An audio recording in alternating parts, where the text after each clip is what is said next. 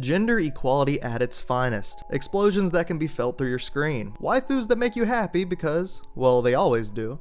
And a plot that only Kami himself understands. And I wonder sometimes, does he really even understand this one? I'm not so sure about that. And it all starts with one man, with one mission. Someone that no one should look up to, but we still all collectively nominated as Time's Anime Guy of the Year.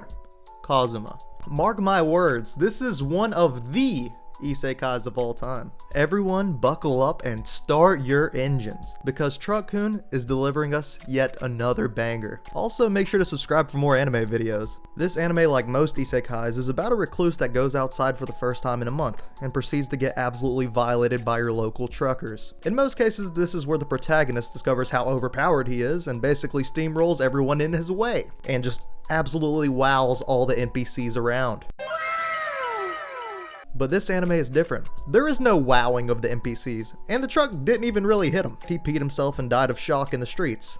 Pain. And a matter of fact, Kazuma was even given the opportunity to bring an overpowered weapon with him, but being the absolute specimen he is, he threw the stereotypes to the curb and basically kidnaps God herself, and brings her with him to that world because of a technicality. This is why you read the rulebooks, people. And if this didn't give us a pretty good picture of the absolute AIDS that was going to unfold in this story, then I don't know what will. Now that we got that out of the way, the point of him being in this world was to defeat the Demon King that had been terrorizing it for the longest and freeing the good people of that world. So the basic boss fight trope. And being given that information, I was prepared for your basic video game like anime with kinda strong monsters that get more and more kinda stronger, that make it more hard to defeat with a character progressively getting stronger to overcome them. And even though we did get some of that, it damn sure was not anything that I could have anticipated or maybe even wanted to anticipate.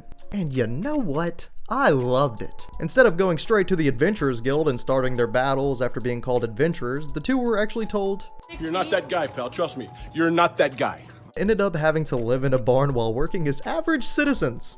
Yes, even Aqua, a goddess, was discovering the shit everyday people had to go through. Now you know our pain, Aqua. So for a while, they got caught in the loop of life, working jobs, making more money, and getting drunk with the locals.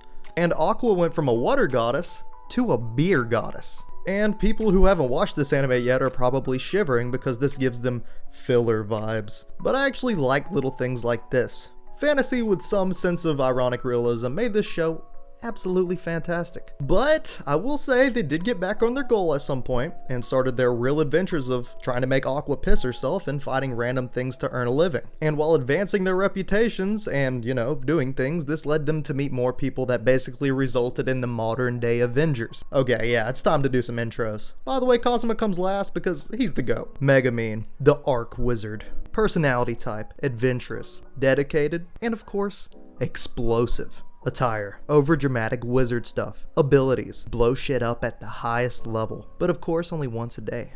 Effects of this ability, things are blown up, and she looks more satisfied than anything post-nut clarity could ever offer. By the way, apparently she's like the highest intelligence out of the group, and I'm pretty sure she's a fan favorite of the story, and I could see why. First of all, she's Megumin, and secondly, of course you're gonna end up liking her to some extent. I mean, the girl gets more screen time from doing these long drawn out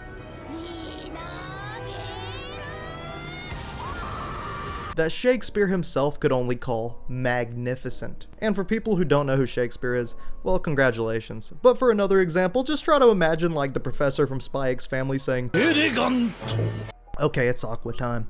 Aqua, the water goddess. Personality, crybaby. Party time and useless. Abilities, smells dead people, punches the shit out of people, and party tricks also for the sake of people. Effects, help sometimes but not usually. And a side effect is, we still love her regardless. Also, I have to note that this lady somehow wears a dress that is shorter than my attention span. And honestly, it really doesn't help with my attention span either. I mean, how the hell are you not freezing down there? Darkness, the Crusader. Personality, masochist, and built different. Abilities, well, she's really strong, but prefers being the one getting beaten, so basically just a human meat shield. Effects, making everything awkward and being a good distraction. / tank. Yeah, that's darkness. W darkness. Wiz the Ice Witch, or more commonly referred to as just a lich. Personality clumsy, and has Alzheimer's, aka she can't remember things. Okay, and honestly, let's just hold on. She's the only wholesome ass person who really just wants to protect people out of her own good heart, which is not usual in this story, so props to her. Abilities. This woman will not die. And it even almost scared the shit out of me when I thought she was going to at one point. She can suck people's mana too, and yes, I did say that with a smile on my face, a big ol' one, might I add. And she really has a lot of abilities like teleportation and things like that now I'm thinking about it, but we're not gonna get into all that. I guess we can call her the useful one. Also, this just popped in my head about Darkness, so we're gonna go back to her for just a second, but if I were really to describe Darkness, I would say Darkness is the special type of waifu that if you think about her, at first, it brings you a smile, but if you think about her a little too long, it makes you want to see a therapist. Yeah, just had to make that clear. Let me know down below if you agree. And lastly, Kazuma. Personality. Strongly believes in gender equality, so much that it's actually genuinely scary. No, seriously, run. He's a realist and the GOAT. Okay, you know what? I'm gonna scrap this whole intro thing for now because he is that guy. He is a man amongst boys and is the definition of being real over ideal. He isn't what the world would expect from a main character or protagonist, and damn sure not a hero. This man submits to his human urges and even uses them to his advantage, and sometimes his disadvantage. He drinks, steals panties, and summons succubus, better known as demon prostitutes. And that's just who he is. The man never gets out of line because, quite frankly, he was never in line. The story even gave us a beautiful moment where Kazuma basically defeated the only real future hero of the story by using his steel power to take his overpowered weapon. Also, he scared off his waifus, which even I will admit is a bit of a low blow there, Kazuma, gotta say. And this really represented everything this man stands for. Forget net positives and negatives. This is what I want to do and I will do it now. No dilemmas involved. So this group is definitely an unlikely bunch, and if I were to keep it a buck with you, they're not really that strong either, but their uniqueness makes for interesting ways to win fights. And a lot of times their personalities actually mattered more in the fights and how they played out than their raw abilities. Like in the fight with Veneer, when Darkness basically turned the tide of the battle by being a weirdo. And hell, even after the fight, Kazuma got rich by selling this man information. And then in another fight, Kazuma changed teams in the name of questionably gigantic boobs.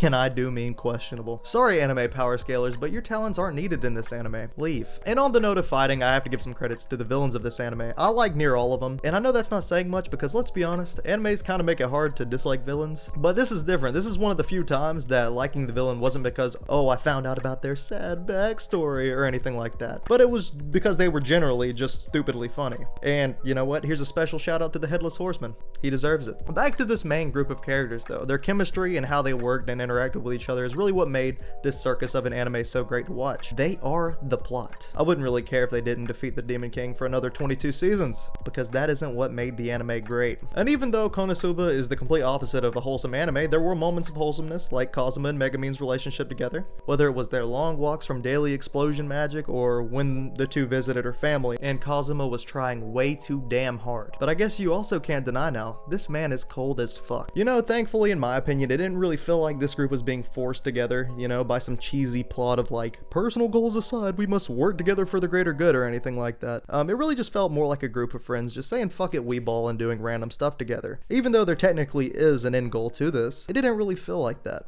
And don't get me wrong, a lot of times I do like animes where I can sit back and contemplate like, what does this all mean for the future, make theories and stuff like that, but you know, for this one, I'm actually pretty happy that that wasn't really a big part in it, and you just kind of enjoyed it episode by episode, moment by moment. Also, overall, Konosuba did a pretty decent job of making sure we got that nice RPG leveling up kind of feel we were expecting, you know, with the NPCs and everything to some extent, without also feeling like I'm watching a pre-scripted video game with obvious answers and linear directions to complete the goal. If I were to describe this plot, and it is hard to do, I gotta say, it was more like tripping on a banana and tripping forward into the story kind of anime. So, fumbling forwards, or falling upwards, I guess you could say. Konosuba represents everything I would want out of a fever dream and more. Okay, maybe we could leave some parts out, I gotta be honest. And the plot itself is so everywhere that I wouldn't really know how to explain it and recommend it to a friend or convince them to watch. And at one point I was even questioning how I was going to make a video about it. But watching this anime was such a carefree and happy time in my life that, you know, I just had to make it happen. So if you're a Konosuba fan like me, I just want to say Merry Christmas or Happy Holidays. And if you haven't watched it, then here's my Christmas gift to you. You're welcome. Drop a like and do all that great stuff if you enjoyed. Hope to see you in another video.